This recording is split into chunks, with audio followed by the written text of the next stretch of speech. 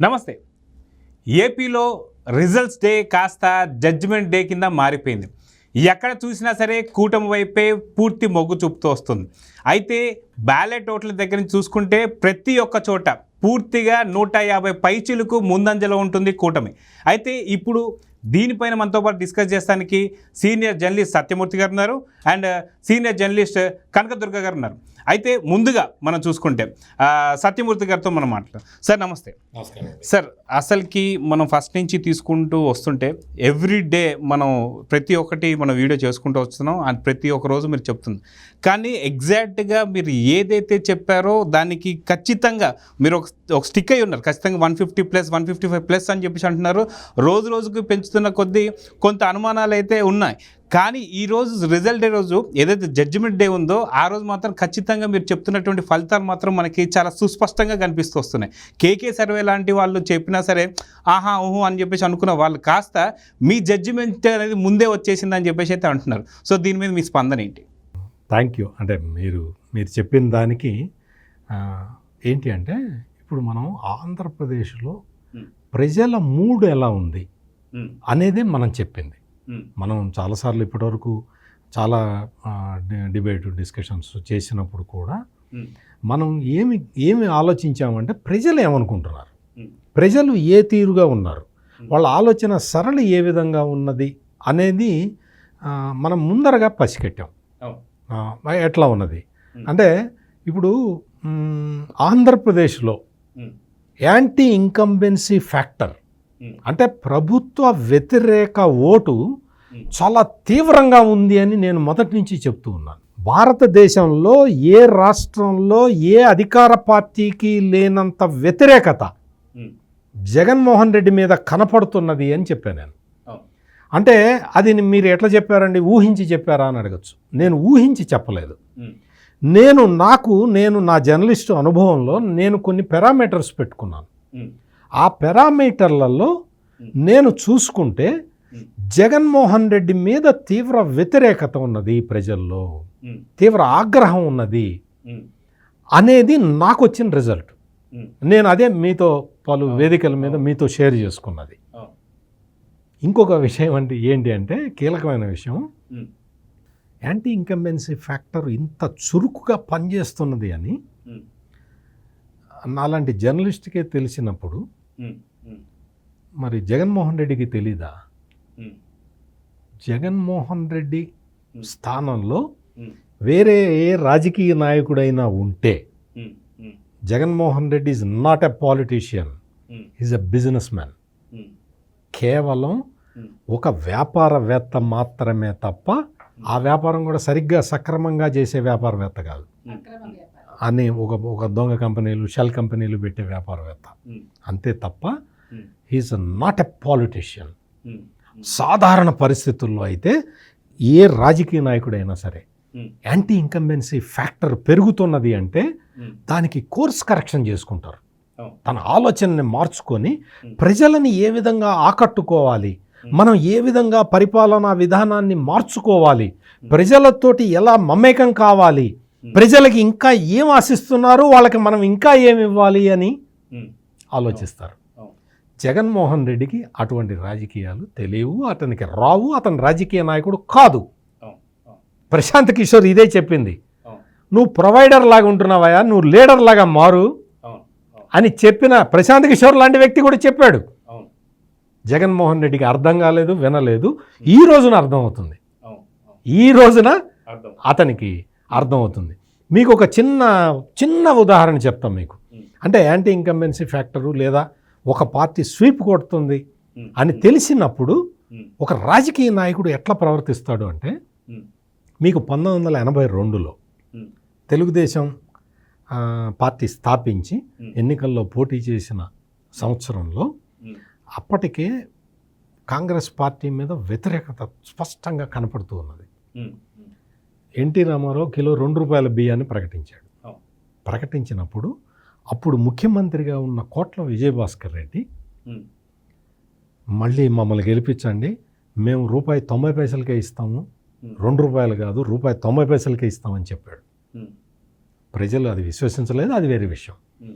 అంటే నేనేం ఎందుకు చెప్తున్నానంటే కోట్ల విజయభాస్కర్ రెడ్డి రాజకీయ నాయకుడు కాబట్టి ఎన్టీ రామారావుకి వస్తున్న ఆదరణని గ్రహించి ఎన్టీ రామారావు ప్రకటించిన కిలో 2 రూపాయల బియ్యం పథకాన్ని దాన్ని నేను ఇంకా చీప్గా ఇస్తాను, ఇంకా ఒక 10 పైసలు తగ్గించి ఇస్తాను అని చెప్పాడు.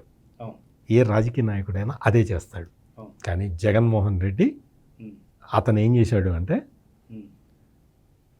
ఈ నవరత్నాలు అవి అన్నీ చూసాం కదా, మనం చాలాసార్లు చర్చించుకున్నాం. ఏదైనా ఒక కొత్త స్కీము పెడతాడేమోనని ప్రజలు ఆఖరి నిమిషం వరకు ఎదురు చూశారు. అదే నవరత్నాలు మళ్ళీ ఆ పాంప్లెట్ తీసుకొచ్చి ఆ పాంప్లెట్ మీద న్యూ నవరత్నాలు అంటే కొత్త నవరత్నాలు అని పెట్టేసి ఇచ్చేశాడు. అంటే జబర్దస్తు ఎక్స్ట్రా జబర్దస్తు ఉన్నట్టు ఈయన అదే తీసుకొచ్చి నువ్వు నవరత్నాలు ఎక్స్ట్రా నవరత్నాలు అవే నవరత్నాలు అందులో ఉన్నది. అదే మీరు చంద్రబాబు నాయుడు మేనిఫెస్టో పెట్టిన విధానం చూడండి. ఒక్కొక్క సెక్టార్కి ఒక్కొక్క అంటే చేతి వృత్తుల వాళ్ళకి, చేతి వృత్తుల్లో కూడా వివిధ వర్గాలకి అధికారంలోకి వస్తే ఏం చేస్తాం అని కూలంకషంగా చర్చించారు. చంద్రబాబు నాయుడు ఎన్ని జాగ్రత్తలు తీసుకున్నాడు అంటే ఆయన సమాజం పట్ల ఎంత కన్సర్న్ తోటి అవగాహనతోటి చెప్పాడు అంటే సొసైటీలో బ్రాహ్మలు చాలా అణచివేతకు గురవుతున్నారు, వాళ్ళకి అవకాశాలు తగ్గిపోతున్నాయి, అందుకని బ్రాహ్మణ వర్గానికి మనం ఏదో ఒకటి చెయ్యాలి అన్న ఉద్దేశంతో చంద్రబాబు నాయుడు తన ఎన్నికల మేనిఫెస్టోలో బ్రాహ్మణులకి తాను చెయ్యబోయే విషయాలని సవివరంగా పెట్టాడు. మొత్తం అసలు ఈ చాలామంది ఈ అర్చకులు వీళ్ళు కూడా ఉద్యోగాలు వదిలేస్తున్నారు జీవనోపాధి లేక. ఈ దయనీయమైన బ్రాహ్మణులను దయనీయమైన స్థితుల్ని అంచనా వేసుకొని మళ్ళీ నేను అధికారంలోకి వస్తే బ్రాహ్మణుల కోసం ఇది చేస్తాను అని చంద్రబాబు నాయుడు చెప్పటం. అంటే నేను ఒక బ్రాహ్మణుల గురించి ఇంతగా ఎందుకు చెప్తున్నాను అంటే ఈ రోజు వరకు ఏ రాజకీయ పార్టీ కూడా బ్రాహ్మణులకి మేము ఈ విధంగా చేస్తాము. మీకు టెంపుల్ కమిటీస్ ఉంటాయి జగన్ గారు, ఆ టెంపుల్ కమిటీస్లో చాలామంది ఉంటారు కానీ ఒక్క బ్రాహ్మడు కూడా ఉన్నాడు. టెంపుల్ కమిటీ నేను ఇంకా వేరే విషయాలు మాట్లాడాల, టెంపుల్ కమిటీస్లో కూడా బ్రాహ్మణులకి స్థానం ఇవ్వరా? ఆ పాయింట్ని చంద్రబాబు నాయుడు స్ట్రెస్ చేసి ప్రతి టెంపుల్ కమిటీలో అక్కడ ఉన్న అర్చకుడితో పాటు ఇంకొక బ్రాహ్మణ ప్రతినిధికి నేను స్థానం కల్పిస్తాను అని చెప్పాడు. అంటే ఎందుకు చెప్తున్నాను అంటే ఒక్క బ్రాహ్మణుల గురించే ఇంతగా ఆలోచించిన వ్యక్తి అంతకుముందు ఆదరణ స్కీమ్ కింద పెట్టి అందరికీ చాలా పరికరాలు ఇచ్చాడు. అంటే ఇటువంటి స్కీములు తీసుకొచ్చి ప్రతి సమాజంలో ప్రతి వర్గాన్ని నేను కాచుకుంటాను, నేను చూసుకుంటాను అని చెప్పి చంద్రబాబు నాయుడు చెప్పిన విధానం ఎలా ఉంది? జగన్మోహన్ రెడ్డి అదే పాత పాంప్లెట్ని తీసి అదే ఇచ్చేసి ఇది చదువుకోండి నాకు ఓటేయండి అంటాం ఎట్లా ఉంది? ఇంటి పేరు ఇది ఇప్పుడు రిజల్ట్స్లో ప్రతిఫలిస్తున్నారు. ఇప్పుడు మీరు అంటున్న పాయింట్ చాలా క్లారిటీగా వచ్చింది. ఇప్పుడు మీరు ఇంత సుస్పష్టంగా దీని గురించి ఎందుకు మాట్లాడారంటే ఖచ్చితంగా బ్రాహ్మణ సంఘానికి కావచ్చు వీళ్ళకి ఓట్ పర్సెంటేజ్ తక్కువ కాబట్టి వీళ్ళని మేము నెగ్లెక్ట్ చేయడం లేదు, ఖచ్చితంగా మీ గురించి మేము ఆలోచిస్తున్నాం అనే ఓటింగ్ కాదు ప్రతి ఒక్కరిని మేము చూసుకుంటున్నాం అని చెప్పేసి. అయితే ఇప్పుడు ఈ విషయం తీసి పక్కన పెడితే ఖచ్చితంగా మనకి ఏపీలో జరుగుతున్నటువంటి ఒక పోలింగ్ ఏదైతే జరిగిందో దాంట్లో మహిళలకు సంబంధించినటువంటి ఓట్ బ్యాంక్ చాలా ఇంపార్టెంట్. అయితే మీ దృష్టిలో అసలు మహిళలకు సంబంధించి ఓటింగ్ ఎటు వెళ్ళింది? ఎందుకంటే ఆరం మస్తాన్ లాంటి వాళ్ళు ఏదో కొన్ని డిఫరెంట్ లెక్కలు అయితే చెప్పారు కానీ అవన్నీ ఇప్పుడు మనకి రిజల్ట్స్ కనిపిస్తలేదు. ఎందుకంటే మనకు వచ్చిన జడ్జిమెంట్ ఏ రోజు ఇప్పుడు వస్తున్న ఫిగర్లు అన్నీ కూడా చాలా తారుమారు అవుతున్నాయి. సో మహిళలకు సంబంధించి మీరు వాళ్ళ ఓటింగ్ ఎటు పడింది అనుకుంటున్నారు, వాళ్ళ గురించి ఏం చెప్తారు? మనం ఆల్రెడీ చెప్పుకున్నాం కూడా, మహిళల ఓటింగ్ ఖచ్చితంగా తెలుగుదేశానికి పడుతుంది అని మనం మాట్లాడుకున్నామండి. మనం ఇవన్నీ మాట్లాడుకున్నాం ఈ అంశాలన్నీ కూడా. కాబట్టి ఆ 56% ఓటింగ్ వాళ్ళు ఏదో తెలుగుదేశం పడలేదు, తెలుగుదేశం కూటమికి వైసీపీకే పడింది అని మొన్న కూడా సజ్జల గారు చెప్తున్నారు, ఆరాం మస్తాన్ చెప్పాక కూడా. అయితే అదే రోజు రాత్రి మనకి ఇండియా టుడే సర్వే కూడా వచ్చింది. అది వచ్చాక కూడా నిన్న సజ్జలు మాట్లాడారు, 56% మాకు పడింది, 6% పురుషులది మాత్రం తెలుగుదేశానికి పడింది అని. అది వాళ్ళ పొరపాటు. మహిళలు చాలా క్లియర్గా మనం చెప్పుకున్నామండి, నిశ్శబ్దంగా వాళ్ళు ఓటు వేశారు. వాళ్ళు ఏమీ చెప్పలేదు, ఎందుకంటే వాళ్ళకి మద్యపాన నిషేధం ఎప్పుడైతే అమలు చేయలేదో వాళ్ళకి చాలా కోపం ఉంది. అదంతా ఓ పక్క ఓ చేతిలో డబ్బు ఇస్తున్నాడు, ఇంకో చేతితో తీసేసుకుంటున్నాడు సాయంకాలానికి. అది వాళ్ళు మర్చిపోరు. ఇప్పుడు ఇందాక వారు చెప్పినట్టుగా తెలుగుదేశం మేనిఫెస్టో తీసుకుంటే ఒక్కొక్కళ్ళకి ఎంత చక్కగా వాళ్ళు ఇచ్చారంటే చంద్రబాబు నాయుడు గారు, అసలు ఇవన్నీ కాదండి. ఇందాక ఆయన చెప్పిన దాంట్లో ఒక్క పాయింట్ అండి, ఇప్పుడు అసలు బుర్రా బుద్ధి ఉంటే ఈ జగన్మోహన్ రెడ్డి అనే వ్యక్తికి సరైన ఆర్థిక నిపుణుల్ని పెట్టుకుని ఉండేవాడు ఆయన ఇవన్నీ జరిగాక, అవునా కాదా?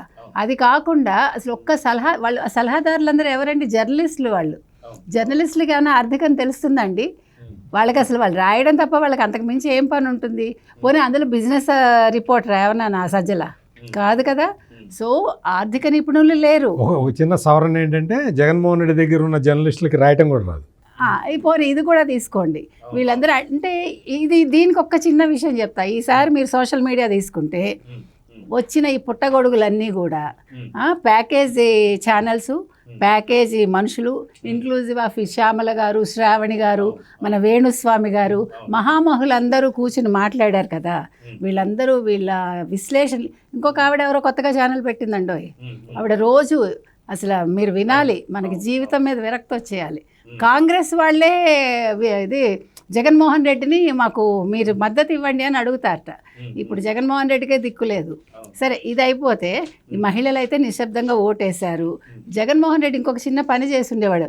ఈయన చెప్పినట్టుగా తెలివైన వాడైతే నవరత్నాలు పక్కన పెట్టి, వీళ్ళు ఎంతసేపు చంద్రబాబు నాయుడు ఎలా ఇస్తా అన్నాడో తెలియదు, ఆయన సూపర్ 6 అన్నాడు, ఇవన్నీ చెప్పాడు, ఇవి జరిగే పనుల, దీనికి 176,000 కోట్లు కావాలి, మా దగ్గర మాకు ఇంతకంటే కుదరదు, మాకు చేత కాదు కాబట్టి మేము గొప్పలకి పోలేదు. చేతకాని వాడు అసలు నువ్వు పనికిరావు, చేతకాని వాడు పరిపాలనకి పనికిరాడు. అయితే ఇక్కడ మనం చూసుకుంటే కౌంటింగ్ సెంటర్స్ దగ్గర దీని గురించి చాలా కాలం నుంచి, ఎందుకంటే సాధారణ మనం ఇంతకుముందు కూడా చెప్పినట్టు సాధారణంగా పోలింగ్ రోజు అనేది క్లైమాక్స్ అని చెప్పేసి అనుకుంటాం. కానీ ఏపీకి క్లైమాక్స్ అనేది పోలింగ్ రోజు కాదు, అది కౌంటింగ్ రోజు కూడా ఇంకొక మరో క్లైమాక్స్, అంటే 2 క్లైమాక్స్ ఉండబోతున్నాయని చెప్పేసి అనుకున్నాం. కానీ క్లైమాక్స్కి భద్రతా బలగాలు కావచ్చు, లేదా సెంట్రల్ గవర్నమెంట్ కావచ్చు, బ్రేక్లు వేస్తూ ఈరోజు కౌంటింగ్ సెంటర్ల దగ్గర భారీ బలగాలను అయితే దింపారు. వాళ్ళు ఏదో పెట్రోల్ బాంబులు అనుకున్నారు, ఇంకోటి.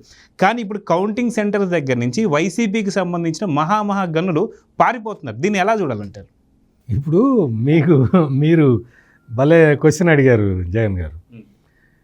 కొడాలి నాని, అసలు కొడాలి నాని నిన్న మొన్న ఏం చెప్పాడంటే, నాలో ఊపిరున్నంత వరకు గుడివాడలో వైసీపీ జెండా దిగదు అని చెప్పాడు. దిగదన్నాడండి, కరెక్టే చెప్పాడు, దిగలేదు.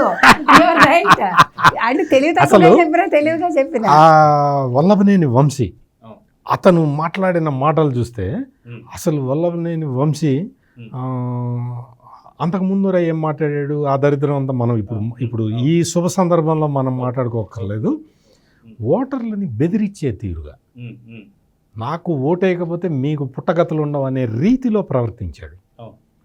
ఇంకొక వీళ్ళిద్దరూ బ్యాలెట్, అంటే మన పోస్టల్ బ్యాలెట్ ఓపెన్ చేయంగానే వీళ్ళిద్దరు పారిపోయారు, కలిసికట్టుగా. ఇంకొక 3వ మహానాయకురాలు ఒక ఉంది, ఆర్కే రోజా. ఆమె మొన్న చెప్పింది తిరుపతిలో, మళ్ళీ మా జగన్ అనే ముఖ్యమంత్రి 4వ తారీఖు సవాల్ ఛాలెంజ్. కాదు సార్, ఇక్కడ ఇంకొకటి ఖర్జూర నాయుడు గారిని తీసుకొచ్చింది, బుద్ధి లేని మనిషి. ఎందుకు అంటే ఇవన్నీ మనం గుర్తు చేసుకోవాల్సిన అవసరం ఉంది. ఎందుకంటే ఇంత అహంకారం,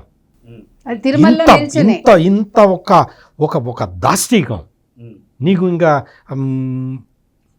ఇవన్నీ కాదు. కానీ ఇంత మూర్ఘత్వాన్ని ప్రదర్శించాల్సిన అవసరం లేదు. 4వ తారీఖు చూస్తారుగా మా జగన్ అనే ముఖ్యమంత్రి అని రోజా చెప్పింది. అటువంటి రోజా ఇప్పుడు కట్టిన డిపాజిట్ మళ్ళీ వస్తుందా రాదా అన్న పరిస్థితుల్లో ఉంది. అంటే మనం ఒకటి గుర్తుపెట్టుకోవాలి, జగన్ గారు ఇప్పుడు నరేంద్ర మోడీ ఉన్నాడు, ఆయన ఏం చెప్తాడు, నేను చౌకీదార్ని, నేను మీ వ్యవస్థని నేను కాపాడుతాను, నేను కాపలాదారుణ్ణి, నేను మీకు సేవకుణ్ణి అంటాడు. 3వ సారి కూడా మళ్ళీ ఆయనే ప్రధానమంత్రి అవుతున్నాడు. అటువంటి వ్యక్తి అట్లా చెప్తూ ఉంటే నువ్వేం చెప్తున్నావు? అంటే నువ్వంటే జగన్ పేర్లు ఒకటైనా పేరు పేర్లు ఒకటైనా చెప్పి నన్ను అపార్థం చేసుకున్నాను. ఏం చెప్తున్నాడు జగన్? నేను చెప్పినట్టు వినాలి మీరు, లేకపోతే నన్ను విమర్శిస్తే మిమ్మల్ని నాశనం చేస్తా. మీరు మాట్లాడటానికి మీకు అర్హత లేదు. మీరు సోషల్ మీడియాలో నా మీద నాకు వ్యతిరేకంగా పోస్ట్ పెట్టడానికి వీలు లేదు. అట్లా పోస్ట్ పెడితే మిమ్మల్ని తీసుకెళ్ళి, మీరు శ్రీకాకుళం వాళ్ళైతే మిమ్మల్ని ఒక చెత్త పోలీసు వ్యాన్లో ఎక్కించి అనంతపూర్ తీసుకెళ్తా. మీరు అనంతపురం వాళ్ళైతే ఒక డబ్బా వ్యాన్లో, పోలీసు వ్యాన్లో కుక్కి మిమ్మల్ని, మీరు అనారోగ్యంతో ఉన్నా సరే మిమ్మల్ని విజయనగరం దాకా తీసుకెళ్తా. అదే పనిష్మెంట్. ఇంకొక విషయం ఏంటి అంటే, ఎంతమందిని లాకప్లో వేసి పోలీసులు కొట్టి ఆ వీడియోలు తీసి ఈ వైసీపీ నాయకులకి చూపించారో లెక్క తీస్తే, రేపొద్దున మొత్తం తెలుగుదేశం కూటమి ప్రభుత్వం అధికారంలోకి వచ్చిన తర్వాత ఈ లాకప్ హింస మీద ఎవరెవరికి కొట్టి, అంటే వీళ్ళందరినీ కొట్టి వీళ్ళ వీడియోలు తీసి ఎవరెవరికి పంపించారనే దాని మీద న్యాయ విచారణ జరిపించాల్సిన అవసరం ఉన్నది. మానవ హక్కుల్ని ఈ విధంగా ఉల్లంఘించటానికి ఎవరికీ అధికారం లేదు. ఎంతమందినండి. పులివెందుల్లో అయితే ఒక తెలుగుదేశం నాయకుడిని ప్రతి 6 నెలలకు ఒకసారి తీసుకెళ్ళటం, లాకప్లో పడేసి కొట్టడం, ఆ వీడియో తీసి అవినాష్ రెడ్డికి పంపించటం. ఎన్నిసార్లు దెబ్బలు తిన్నా కానీ ఆ తెలుగుదేశం నాయకుడు మాత్రం కదలలేదు. నేను తెలుగుదేశంలోనే ఉంటాను, నీ వైపు రాను అని చెప్పాడు పులివెందుల నియోజకవర్గంలో. అంటే ఎందుకు చెప్తున్నానంటే, నువ్వు ప్రజల్ని ప్రేమతో లొంగ తీసుకోవాలి కానీ బెదిరించి లొంగ తీసుకోలేవు. జగన్మోహన్ రెడ్డి, ఈసారి తెలుసుకో. ఇప్పుడు వస్తున్న ఫలితాలను బట్టి నువ్వు తెలుసుకోవాల్సిన విషయం ఏంటంటే, ప్రజలని ప్రేమతో చూడాలి. నాయకుడు అనేవాడు, నువ్వు నాయకుడివి కాదు, అది వేరే విషయం. నువ్వు ఒక వ్యాపారవేత్తవి, అది వేరే విషయం. ప్రజలని ప్రేమతో చూడాలి. ఇట్లా కక్షపూరితంగా చేయటం వల్లే జగన్మోహన్ రెడ్డికి ఈ పరిస్థితి దాపురించింది. అయితే అన్ని నియోజకవర్గాలు ఒకటైతే పిఠాపురం ఉంది ఇంకొక లెక్క అన్నట్టుగా అయిపోయింది. ఏంటి అంటే, మనం చూసుకుంటే ఖచ్చితంగా పిఠాపురం సంబంధించి ఎప్పటి నుంచో అసెంబ్లీ గేటు కూడా తాకనివ్వము అంటున్నటువంటి ఒక వైసీపీ నేతలు ఎవరైతే ఉన్నారో వాళ్ళందరికీ కూడా చెప్పుతో కొట్టినట్టుగా ఇప్పుడు సమాధానాలు వస్తున్నాయి. లెక్కలు చూసుకుంటే మెజారిటీ, అసలు హైయెస్ట్ మెజారిటీ అనేది ఏపీలో పవన్ కళ్యాణ్దే అన్నట్టు వార్తలు వస్తున్నాయి. అసలుకి దీని మీద శబదాలు కూడా చేశారు. మంగళ శబదాలు. లేటెస్ట్ వార్త ఏంటి అంటే, పవన్ కళ్యాణ్ 40,000 ఓట్ల మెజారిటీతో లీడ్లో ఉన్నాడు. సూపర్. ఇప్పటికి ఇంకొక శుభవార్త చెప్తాం మీకు. మంత్రి చెల్లుబోయిన వేణుగోపాల కృష్ణ ఓడిపోయాడు.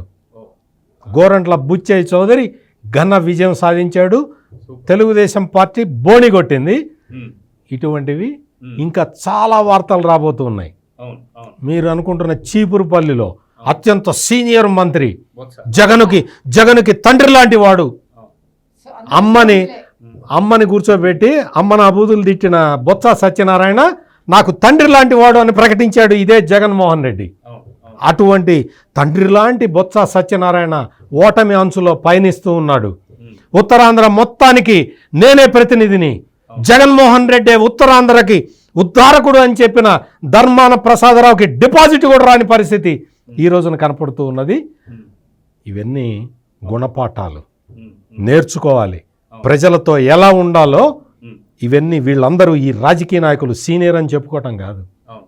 సీనియారిటీ అనేది ప్రజల్ని దగ్గరికి తీసుకోవటంలో చొరవ చూపించిన వాడే సీనియర్.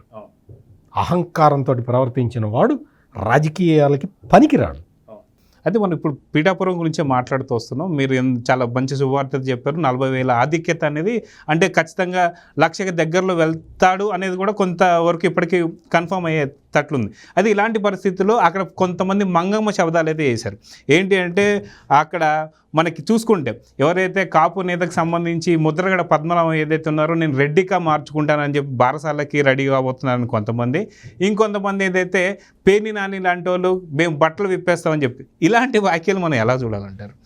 మీరు ఆల్రెడీ జనసేన వాళ్ళు రెడీగా ఉన్నారండి. ఆయన నామకరణోత్సవం చేయటానికి వాళ్ళు సన్నాహాలు చేస్తున్నారు.